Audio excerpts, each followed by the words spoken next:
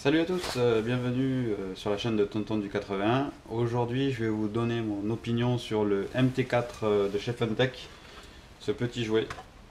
Ce n'est pas réellement un jouet, hein, c'est vraiment une voiture pour débuter dans le modélisme. Donc je vais vous en parler, vous dire, voilà, j'ai fait quelques heures avec. Écoutez, on se retrouve tout de suite. Donc comme je vous disais, j'ai passé quelques heures avec ce petit bolide. C'est une petite voiture électrique en échelle 1/12e, 4 roues motrices, avec deux accus de 3,7 V et 1500 ampères. Sachez tout d'abord que vous pourrez retrouver, pour avoir des batteries plus puissantes, des chargeurs plus puissants, parce que le chargeur actuellement met 3 à 3h30 minimum pour charger un jeu de batterie. Donc c'est assez long, sachant que les batteries vous tiennent entre 15 et 30 minutes en fonction de comment vous roulez. Donc j'ai trouvé des batteries plus puissantes, j'ai trouvé un chargeur plus rapide, tout ça je vous en parlerai tout à l'heure. Voilà, maintenant je vais vous expliquer comment faire un petit peu aussi l'entretien de la voiture, parce que c'est bien beau de faire le loulou, le zouzou, de faire des cascades, mais il faut aussi faire l'entretien. Allez, on commence tout de suite. Alors, bien entretenir sa voiture, ben, c'est comme une brosse, hein. C'est important. La pression des pneus, le niveau d'huile, le lave-glace, tout ça. Non, je déconne. Oh, ben, si vous n'avez pas d'humour, franchement, non, non, non, c'est beaucoup plus simple que ça. Je vous invite à regarder et à tout de suite. Le démontage, rien de plus difficile. Sur la carrosserie, vous allez avoir des petits clips, comme sur toutes les voitures de modélisme. Donc, il suffit de les déclipser. Rien de bien sorcier, surtout de ne pas les perdre, d'enlever la carrosserie et nous retrouvons le véhicule. Donc l'emplacement pour les deux batteries avec les petits caches que l'on déclipse. Voilà.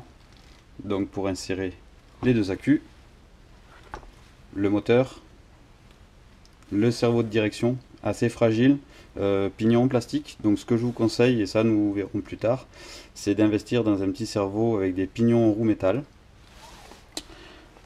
Tout ce qui sert à la gestion électronique, radiocommande, etc.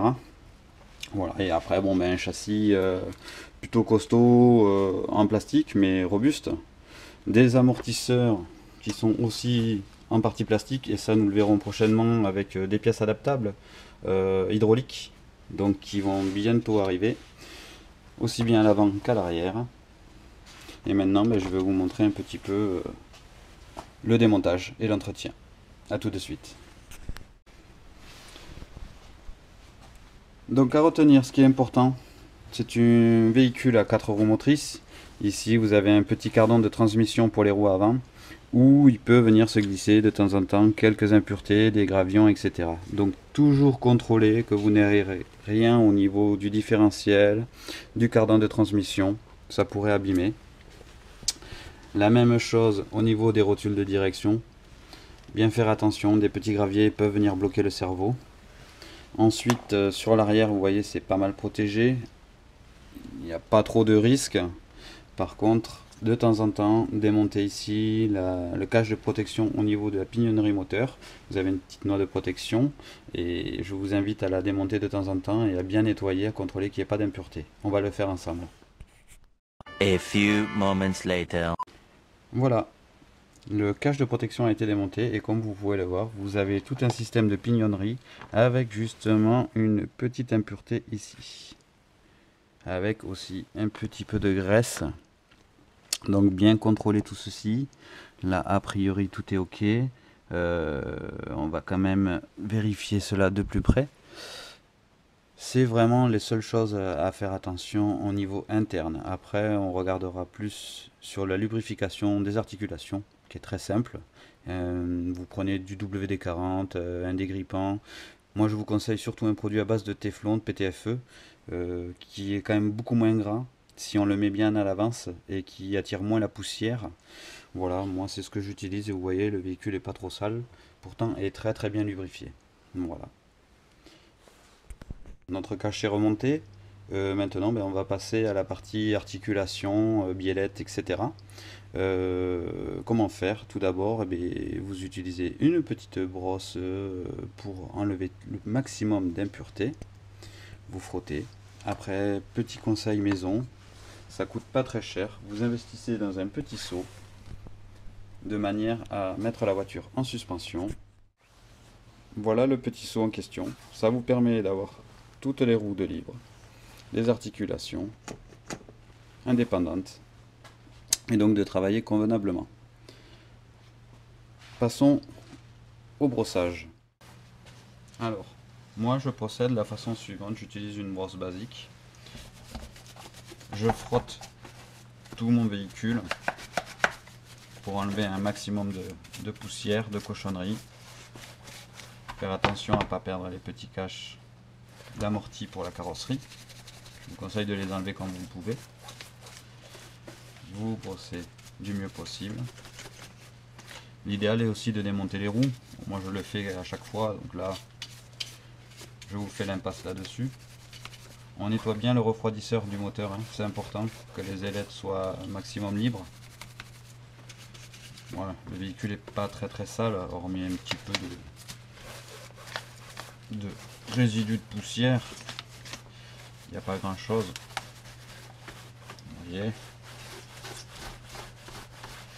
Le but du jeu, c'est si vous lubrifiez, il faut lubrifier sur des choses de saines, pas sales, afin que le produit soit efficace de suite. Une fois que vous avez enlevé tous les excédents, il ne reste plus qu'à attraper votre produit et à commencer à lubrifier donc toutes les articulations.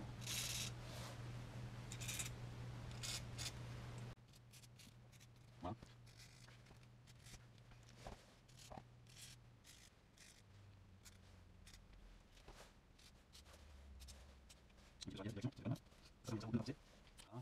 De temps en temps, je démonte entièrement les amortisseurs. Bon, c'est simple, ce sont des vis, vous dévissez, vous brossez vos amortisseurs, vous les laissez tremper dans un petit peu de produit, vous laissez sécher, vous remontez. Rien de bien compliqué. Écoutez, pour l'instant, au niveau entretien, vous n'avez pas grand chose de plus à faire. Contrôlez vos connectiques, vos câbles, il n'y a rien d'anormal, pas de fil abîmé, coupé ou décroché. Chose très importante, contrôlez régulièrement toutes les boulonneries. Pensez aux amortisseurs, gardez toujours un petit peu de jeu, ne les serrez pas à fond pour garder du débattement. Cerveau de direction et surtout toutes les parties que vous avez en dessous au niveau du châssis. Visserie, voilà, faites bien le tour parce que sinon vous allez vite vous retrouver avec des pièces manquantes et c'est embêtant de perdre une vis qui supporte un amortisseur ou un triangle de suspension. Voilà, écoutez, c'est un petit peu tout pour la révision. On se retrouve maintenant pour le verdict final. Donc comme je vous le disais, rien de compliqué, c'est une voiture électrique. On est sur un produit qui est basé sur des enfants de 14 ans, donc plutôt des adolescents. Des jeunes plus petits peuvent, bien sûr avec le contrôle de quelqu'un majeur, voilà, ça peut être dangereux, une voiture qui va à 50 km/h quand même, si elle vous fonce dans les jambes, ça peut faire très mal. Donc voilà, toujours surveillé par quelqu'un de majeur. Ensuite, voilà, il faut des piles basiques LR6 dans la télécommande 2, c'est tout ce qu'il faut. Je vous conseille de mettre aussi des piles rechargeables, comme ça vous évite de devoir cavaler. Moi, cette voiture, écoutez, j'en suis ravi. C'est une entrée de gamme, mais très fiable. Je prends mon pied avec.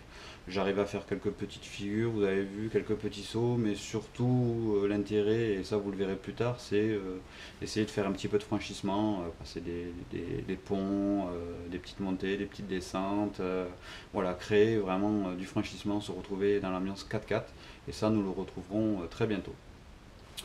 Merci de m'avoir regardé, j'espère que ça sera utile si vous hésitez dans l'achat de ce type de produit. Vous pouvez retrouver toutes les pièces sur internet, c'est le gros avantage aussi, ce qui m'a permis de faire mon choix. Voilà, si vous cassez triangle, suspension, cardan, moteur, cerveau, etc. Tout est retrouvable sans aucun problème. Vraiment, ça peut être un bon investissement. Et si vous êtes piqué du modélisme plus tard, euh, vous trouverez toujours acheteur de ce type de produit pour démarrer. Donc n'ayez aucune crainte. Moi, je vous assure, c'est un bon premier achat. Sur ce, je vous dis à très bientôt. Ciao, bye bye.